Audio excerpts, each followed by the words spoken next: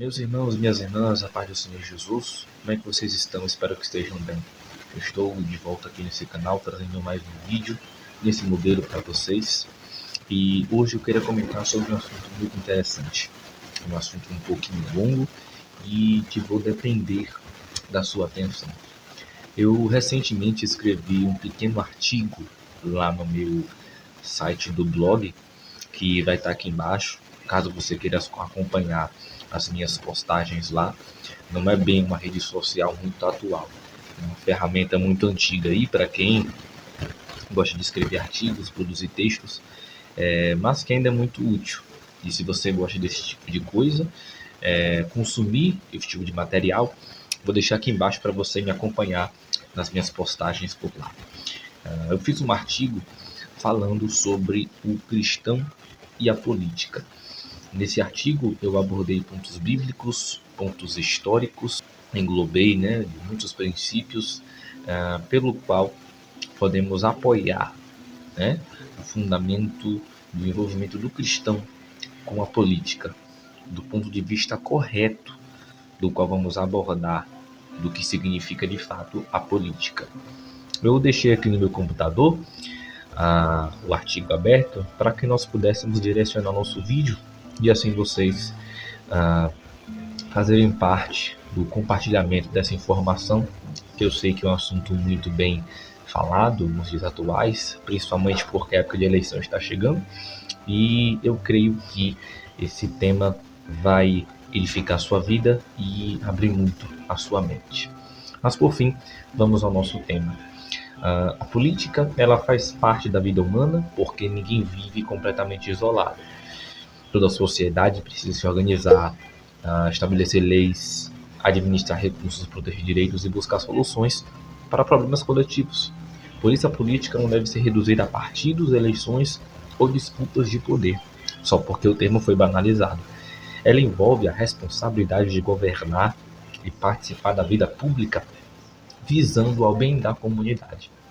Para o cristão, essa participação precisa ser bem orientada pela soberania de Deus, pelo amor ao próximo, pela justiça e pela verdade. A Bíblia não apresenta a política como uma área moralmente neutra, nem ordena que todos os cristãos ocupem cargos públicos. Entretanto, mostra diversos servos de Deus envolvidos em estruturas de governo e ensina que os cidadãos devem agir com responsabilidade diante das autoridades e da sociedade. A questão principal não é apenas se o cristão pode participar da política, mas de que maneira devemos fazê-lo, sem transformar a fé em um instrumento de dominação partidária. Sem idolatrar líderes e sem abandonar os princípios do Evangelho. Mas antes de nos aprofundarmos nessa área, precisamos primeiro entender o conceito de política. Afinal de contas, o que é a política? A política ela vem do grego politik, relacionada a polis, isto é, cidade ou comunidade política. Na antiguidade grega, a política dizia respeito à administração da cidade e à participação dos cidadãos nas decisões públicas. Aristóteles, em sua obra Política, considerava a cidade uma comunidade formada com vistas a algum bem. Para ele, a comunidade política deveria buscar o bem comum e possibilitar uma vida ordenada e virtuosa. O cidadão era aquele que participava das funções deliberativas, judiciais e administrativas da cidade. Embora a concepção aristotélica estivesse limitada pelo contexto da sociedade grega, que excluía mulheres, escravos estrangeiros da cidadania plena, sua reflexão deixou uma contribuição muito importante. A política não deve existir apenas para beneficiar governantes ou grupos particulares, mas para cuidar da vida coletiva. A política pode ser compreendida de várias formas: organização da vida coletiva, a administração de recursos públicos, a elaboração e aplicação das leis, a proteção de direitos da dignidade humana, a busca de soluções para problemas sociais e urbanos e a participação dos cidadãos nas decisões que afetam a comunidade. Então, nesse sentido, a política ela existe tanto no governo municipal, estadual e federal, quanto na participação comunitária, nos conselhos, associações, escolas, igrejas e em outras instituições sociais. A política se torna corrompida quando o poder público deixa de servir ao bem comum e passa a ser utilizado para o enriquecimento pessoal, perseguição de adversários, manipulação de massas ou até manutenção de privilégios. Aristóteles distinguiu as formas de governo orientadas ao bem comum daquelas que se degeneravam em benefício dos governantes. Essa distinção continua atual. O problema não é apenas o governo, mas a finalidade e o caráter de quem governa. Esse é o nosso problema atual. E esse sempre foi o pior problema. Romanos 13, versículo 1 ao 4, afirma que a autoridade civil possui uma função de ordem e justiça. Entretanto, a própria Escritura também denuncia reis, sacerdotes e governantes que abusaram do poder. O profeta Natã confrontou Davi por causa do pecado contra Urias e Betseba. Elias confrontou Acabe pela apropriação da vinha de Nabote. E João Batista condenou Herodes pela sua imoralidade. Então, respeitar a autoridade nem sempre significa aprovar todo ato de governo. O cristão deve reconhecer a legitimidade da ordem pública, mas também manter a sua lealdade suprema a Deus. Quando as autoridades exigem aquilo que contradiz claramente as Escrituras e os princípios de Deus, é aí que entra o princípio de Atos 5:29. Mas importa obedecer a Deus do que aos homens. E é aí que nós entramos no segundo ponto, a política na história bíblica. A Bíblia não apresenta um tratado sistemático de ciência política, mas acompanha a história da humanidade mostrando diferentes formas de organização social e governamental. Nos primeiros relatos bíblicos, a organização social aparece principalmente em torno da família, clãs e tribos. Abraão, por exemplo, exercia uma liderança sobre sua casa, servos e aliados. Ele também negociou, tomou decisões militares e dialogou com reis, como Melquisedeque, rei de Salém, e o rei de Sodoma. E mesmo nesse período inicial, a Bíblia demonstra que a liderança deveria estar relacionada à responsabilidade moral. Abraão foi chamado para ser uma bênção às famílias da terra, Gênesis 12, e não apenas para buscar benefícios pessoais. Com Moisés, Israel passou de uma família numerosa para uma comunidade nacional. O povo recebeu leis, instituições, princípios de justiça e formas de organização social. Em Êxodo 18, Jetro aconselhou Moisés a estabelecer líderes sobre grupos de 1.110 pessoas. Essa passagem apresenta princípios de delegação, administração e justiça. Moisés não deveria se concentrar sozinho em todas as decisões do povo. A lei também estabelecia proteção para estrangeiros, viúvas, órfãos, pobres. Isso tudo está registrado em Êxodo 22, Levítico 19 e Deuteronômio 24. O governo e a vida comunitária deveriam refletir a justiça de Deus. Deuteronômio 17 apresenta orientações para o rei de Israel. O governante não deveria multiplicar cavalos, mulheres ou riquezas, nem se considerar superior ao povo, mas deveria conhecer a lei e viver debaixo dela.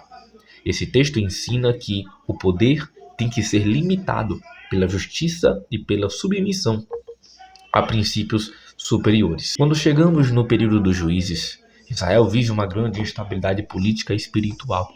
O livro de Juízes repete que cada um fazia o que parecia direito aos seus olhos. Juízes, capítulo 21.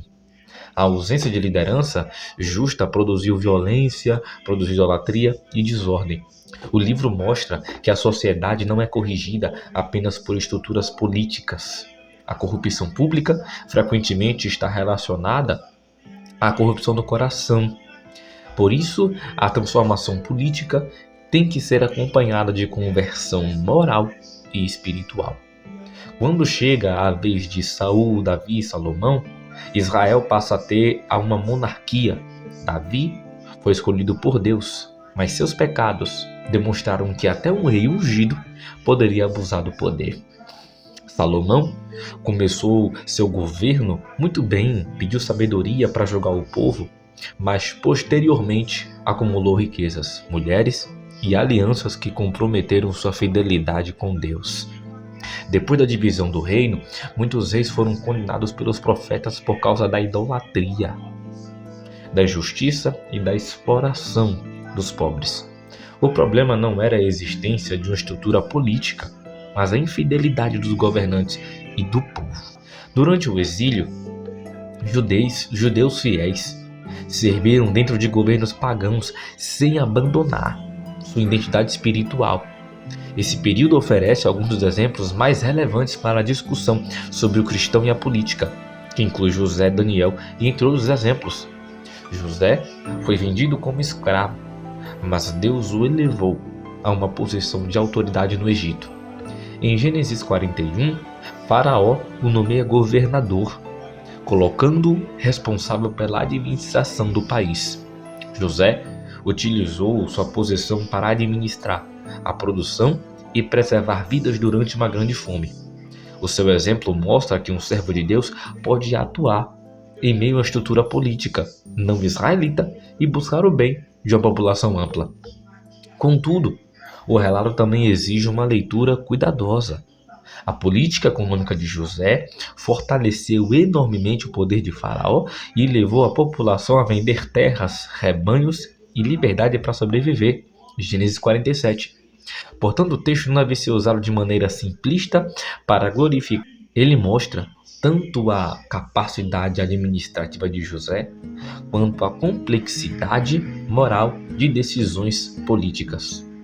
Daniel serviu em diferentes governos, primeiro em Babilônia, depois no Império Medo-Persa. Nabucodonosor o colocou sobre toda a província da Babilônia e, posteriormente, ele se destacou entre os administradores do reino de Dário, porque nele havia um espírito excelente. Isso está escrito em Daniel, capítulo 6, versículo 1 ao 3. Daniel, ele não se isolou da vida pública, mas também não permitiu que o governo redefinisse sua adoração. Ele serviu com competência, honestidade e fidelidade, mas continuou orando a Deus, mesmo quando a lei imperial tentou impedir sua devoção. Daniel 6:10. Esther, por exemplo, se tornou rainha no Império Persa e utilizou sua influência para impedir o extermínio do povo judeu. Mardoqueu também ocupou posição relevante no governo. Isso está registrado em Esther, capítulo 8, versículo 1 ao 2. O livro de Esther destaca a responsabilidade de agir em momentos de crise. A pergunta de Mardoqueu, que diz: quem sabe se para a conjuntura como esta é que foste relevada rainha, Esther 4,14, mostra que a posição e influência podem trazer uma vocação de serviço. Esther não usou a sua autoridade para benefício individual, mas para proteger pessoas ameaçadas. Sua atuação envolveu prudência, estratégia, coragem, jejum e disposição para corrigir erros. Nós temos Neemias também. Neemias foi copeiro do rei Artaxerxes e recebeu autorização para reconstruir os muros de Jerusalém. Neemias, capítulo 1 ao 6. Ele articulou recursos, organizou trabalhadores e enfrentou oposição, corrigiu abusos econômicos entre os próprios judeus. Neemias combina espiritualidade e administração. Ele ora, planeja, ele negocia e toma decisões públicas. Seu exemplo mostra que oração não substitui planejamento, assim como também planejamento não substitui dependência de Deus. Mas agora, falando do Novo Testamento, nós temos Jesus e muitos apóstolos que servem de exemplo. Jesus viveu sob o domínio do Império Romano. Ele não liderou um movimento armado para conquistar o poder político. como pensam alguns comunistas e como pensam outros que não têm entendimento e que também não tinham entendimento na sua época, porque na sua época era assim a mentalidade de muitos judeus que inclusive o seguiram. Mas também Jesus não foi indiferente às questões públicas. Ele ensinou a dar a César o que é de César e dar a Deus o que é de Deus. Ele confrontou a hipocrisia dos poderosos e anunciou um reino que relativiza todos os impérios romanos. Nós temos o apóstolo Paulo, que, por sua vez,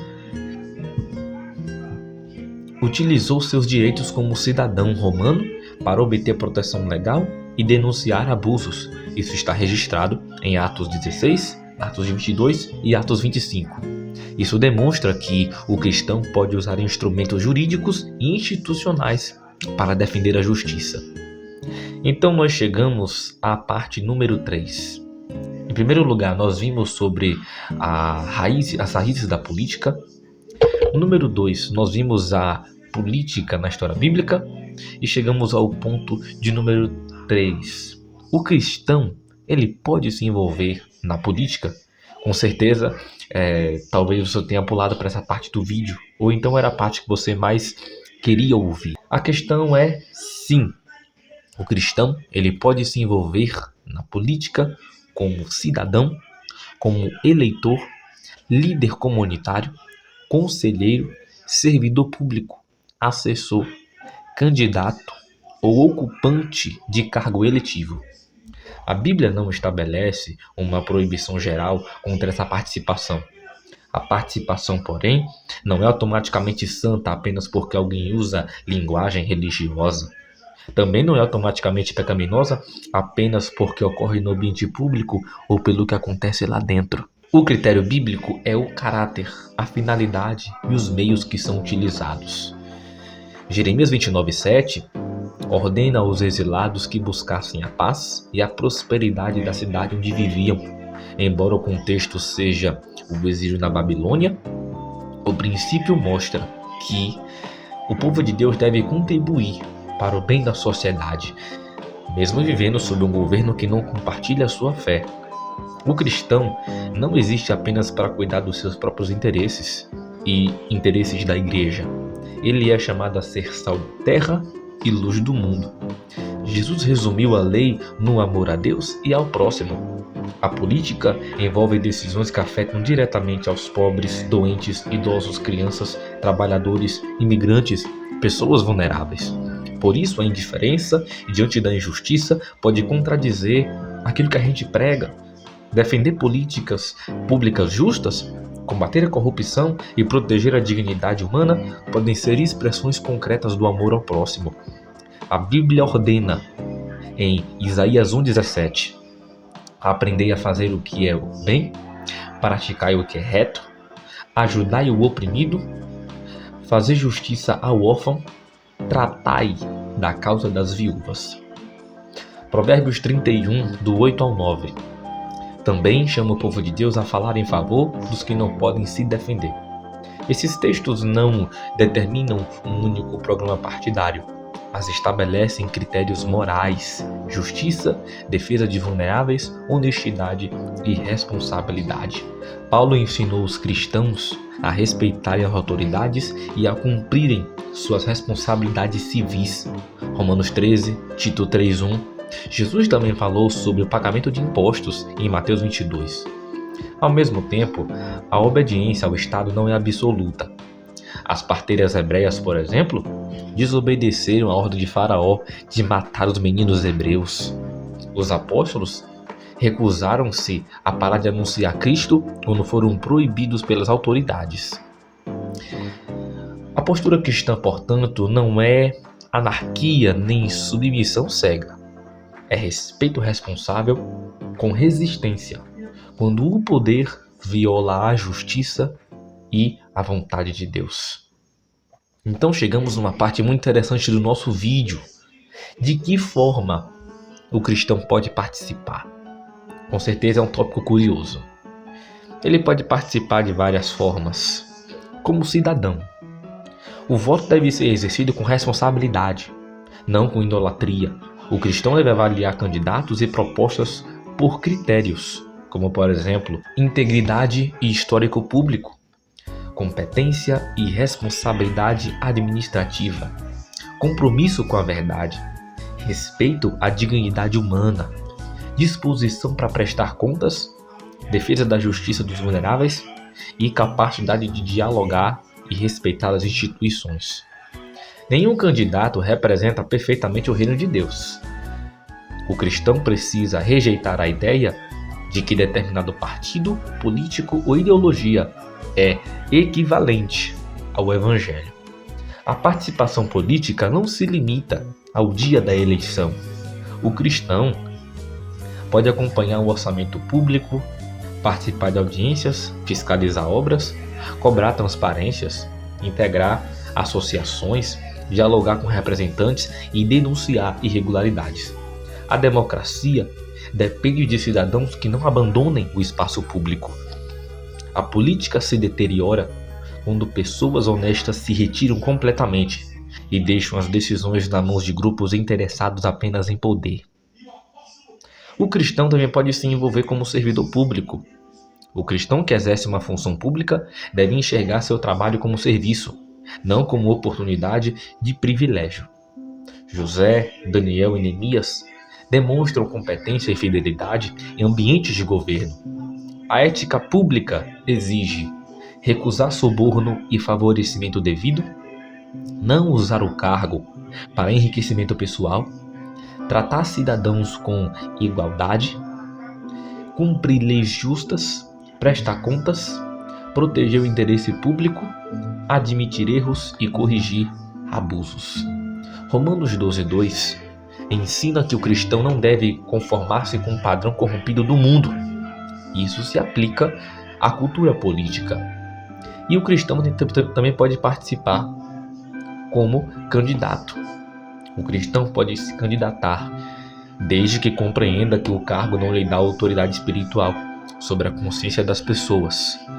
Um político cristão não deve instrumentalizar a igreja, usar o púlpito como palanque ou confundir a autoridade pastoral com a autoridade estatal. Ele deve se lembrar de que o poder é temporário. Salmo 146. Não confieis em príncipes. A esperança final da igreja não está em governos humanos, mas no reinado de Cristo. A presença cristã na política pode produzir benefícios, mas também apresenta muitos perigos importantes. Quando cristãos tratam um líder como salvador da pátria, perdem a centralidade de Cristo. Nenhum governante merece confiança absoluta. A Bíblia afirma que maldito é o homem que confia no homem. Jeremias 17. O nome de Deus pode ser utilizado para legitimar interesses pessoais, campanhas eleitorais e projetos autoritários. A igreja precisa discernir quando a linguagem religiosa está servindo ao Evangelho e quando está apenas buscando votos. O ambiente político costuma estimular insultos, suspeitas e desumanização dos adversários. O cristão deve lembrar que até o oponente público é uma pessoa criada à imagem de Deus. Sei que isso choca a muitos, mas é a realidade. É possível discordar firmemente, sem precisar mentir, caluniar ou odiar. Nenhum projeto político justifica mentira, compra de votos, suborno, violência ou manipulação. A finalidade não santifica os meios pecaminosos. O cristão não deve defender o erro apenas porque foi praticado por alguém do seu grupo. O reino de Deus não pode ser reduzido a um partido, uma nação ou uma ideologia. Jesus declarou que seu reino não era deste mundo, no sentido de ter origem e funcionamento semelhantes aos impérios humanos. João 18. O reino de Cristo transforma pessoas e sociedades, mas não pode ser capturado por qualquer estrutura partidária. Por fim, chegamos à conclusão do nosso vídeo. O cristão pode, e em muitos casos deve, se envolver responsavelmente na política. A Bíblia mostra homens e mulheres de fé atuando em governos, aconselhando autoridades, defendendo oprimidos, administrando recursos e resistindo a leis injustas. José, Daniel, Esther, Neemias, Moisés, Paulo e entre outros. Exemplos demonstram que a presença do povo de Deus na sociedade pode produzir proteção, justiça e ordem. Entretanto, a participação política cristã precisa ser marcada por humildade e discernimento. O cristão não deve idolatrar governantes, transformar partidos em igrejas, usar o nome de Deus para manipular consciências ou abandonar a ética em nome de resultados eleitorais. A política é um campo de serviço ao próximo, mas não é o lugar onde a humanidade encontrará a sua salvação definitiva.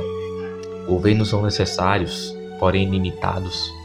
Partidos podem ser úteis, porém imperfeitos. Líderes podem contribuir, mas eles falham.